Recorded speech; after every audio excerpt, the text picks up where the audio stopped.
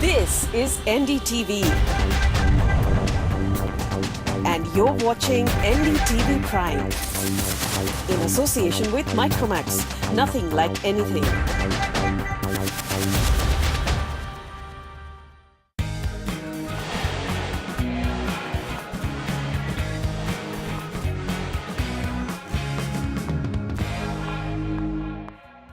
The hottest developing trends in Indian real estate and the hottest properties across India's top micro markets. You will see all this and more on Property It's Hot today.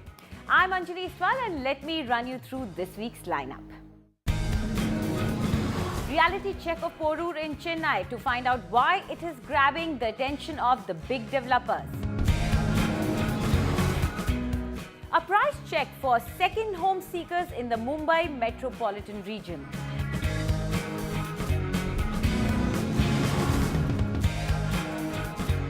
And check out inverter air conditioners that cut your power bills by 60%.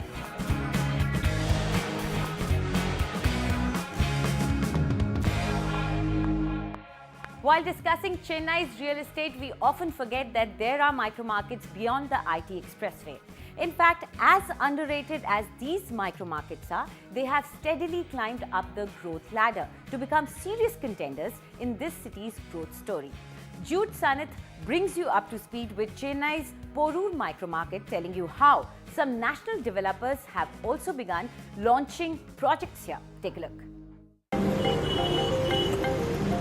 25 acres, 20 towers and 2,600 units. In the hustle and bustle of one of Chennai's busiest localities, one of Bangalore's oldest realty firms has made its mark. When Prestige Bella Vista will be completed next year, it will be one of West Chennai's largest residential developments. An ideal start in what is regarded as a not-so-popular micro-market.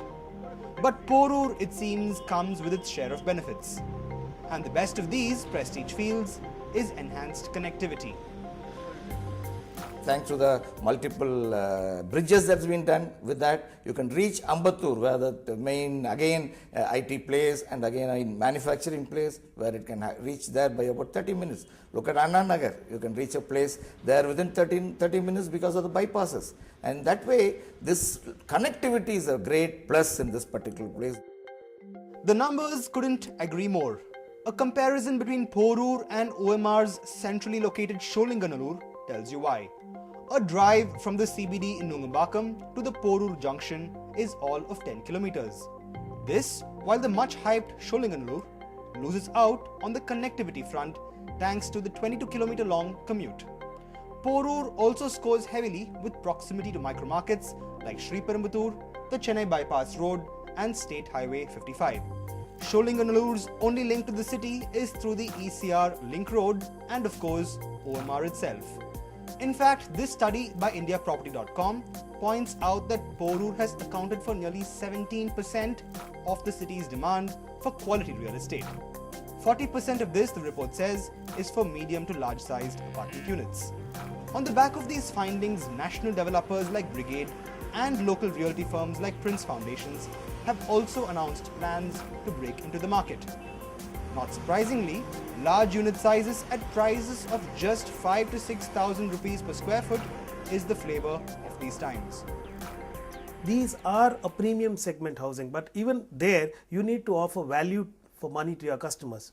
So pricing it at 5,000 takes a lot of strategy involved in terms of, say, a 2-bedroom vis-a-vis a budget home which would be at 700 or 800 square feet. Here you have a 2-bedroom at 1100 square feet, or a 3-bedroom vis-a-vis at 1200 square feet. Instead, here we have given it at 1500 to 1700.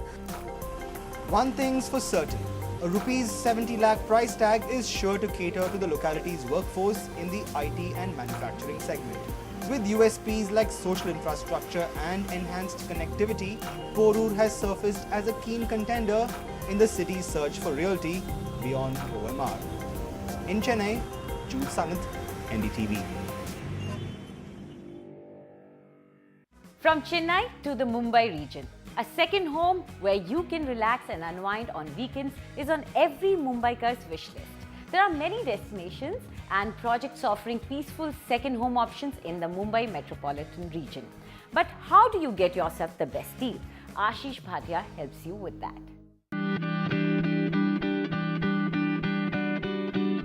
Mumbaikars are increasingly seeking an escape route from the cluster of matchbox apartments. And the developers are cashing in on this sentiment, where Mumbaikars are looking at investing in second homes, preferably away from the hustle and bustle of the city. But the big question is the price justified? What I've seen, which is offerings in the marketplace, are little overpriced compared to the benefits that they offer. Except the proximity to a large city, I don't see much more benefits that justify that kind of price. Okay, but at the same time, people are willing to pay for it. Here is what you will have to pay for your second home in MMR. The prices for apartments vary from 6 lakh to 2 CR in Varai. The range broadens further if you head to Karjat, from close to 2 CR to 3 CR and upwards. If you are willing to shell out more and want to opt for villas, popular weekend destination Alibag has options between 1 CR to 2 CR upwards. Pavna en route to Lonavala, a favourite with Mumbaikars for its delectable cuisines, offers villas starting from 2 CR to 4 CR upwards. Last but not the least, Lonavala, sitting pretty on a higher terrain, has the widest range of offerings. Villas here start from 1 CR upwards to as high as 10 CR. Steep land cost coupled with delays in project completion is what is pushing the prices up, market experts say. Around 60 to 70% of the component of a total flat cost is the land cost and the TDR and anything associated with land. Over and above that, you pay serious amount of interest. Over and above that, there are delays in permission. You increase your cost by 10 to 15% primarily because of delays. So there are contractors who will demand more payment. Obviously, you are holding the land for as much time, so there is an interest cost that goes. So the margin left with developer is hardly anything. Absence of a weighted price index for second homes is adding to the confusion over prices. But if you have made up your mind to invest in a second home, here is what industry experts say you should take into account before you make the decision. According to you, you should not get into, okay, this is a good ad, and you go and in that, impulsive buying should not happen. So according to me, the, price, the destination and what kind of product you select, you have to thoroughly, think on those things and buy the second home. One has to look beyond these typical locations and go to newer locations to really find the money's worth. So next time you decide to step out of the city limits and part with your hard-earned money for a second home, remember it's you, the buyer's prerogative, to scout the project beforehand and judge the true value of the project. As the experts say, if the buyer is willing to pay, who's to question the developer for charging a premium? With camera person Rakesh Solanki, Ashish Bhatia for NDTV. You could be rich, you could be famous, and you could even have the world at your feet. But if you are single and looking for housing in Mumbai, then be prepared for the worst. Flat owners and housing societies in Mumbai are increasingly adopting the no spouse, no house approach and refusing to rent out to single men and women. Is this legal and is there a way out? Ankita Sinha gets you this story. Pratik Ghosh is living the dream life. He has a great job, earns a good salary and has a squeaky clean background. Yet he has one major problem. While he wants to rent a house in Mumbai, no one seems ready to give him one. The first time I came to Mumbai, I went looking for houses and stuff. And the worst thing was like, everyone asked me the same question, are you a bachelor? Are you living with your family? And once I said I'm a bachelor, that was like a huge drawback. Everyone were like, they didn't want to give me a place. Pratik is just one among thousands who are finding out the hard way that India's financial capital is no home for single people. Regardless of how good your references are, for most landlords in India's financial capital, renting out their flats to bachelors is a complete no-no. Most of the brokers and the landlords, landladies, they were looking for families. It's definitely tougher for bachelors to find a house in Bombay. If you thought that only men had it tough, think again. Single women on average face a tougher time getting housing, with landlords preferring men as they have less to worry about in terms of providing safety, security and even comfort. In that scenario, being a single man gives you an edge. The primary problem that girls have is if they're seen with a man anywhere in the vicinity of whatever accommodation they hire, or if they're seen in the presence of alcohol, if they're seen coming back late, it is considered as a dent in your personality and in your overall character. And immediately you are considered unworthy for a particular accommodation. Most societies openly put up boards stating that no single person can be allowed to rent an apartment in the complex. They go to the extent of imposing penalties on landlords and real estate agents who defy these rules. As a result, even real estate consultants have started steering clear of single people. Maximum societies are not allowing the bachelors to stay in the society.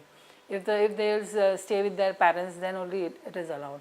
So we also doesn't want to take that thing.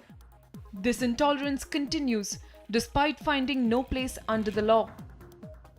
Under the Maharashtra Cooperative Societies Act, there is no bar for you subletting to any kind of person, whether it's a family or a bachelor or anybody, so long as you follow whatever is written down in the Act and the bylaws. Even if in the bylaws there is a provision which specifically says that you will not sublet to a bachelor or a single person, I think that is violative of his fundamental rights under the Constitution, and therefore it is illegal completely. But not too many single people are aware of this and so are forced to continue on. In the meantime, sites like Flat.to have emerged as thriving platforms for single people looking for housing. So there you go, the message from Mumbai is loud and clear. If you're single and looking to rent a flat, then maybe it's time to get married. However, with the rise in the number of working professionals in the city, maybe it's time the authorities stepped in just to ensure that these single people have a place to call home. Ankita Sinha, NDTV. We will take a brief pause. When we come back, we'll talk about a new trend in interior design solutions to create a pet-friendly home.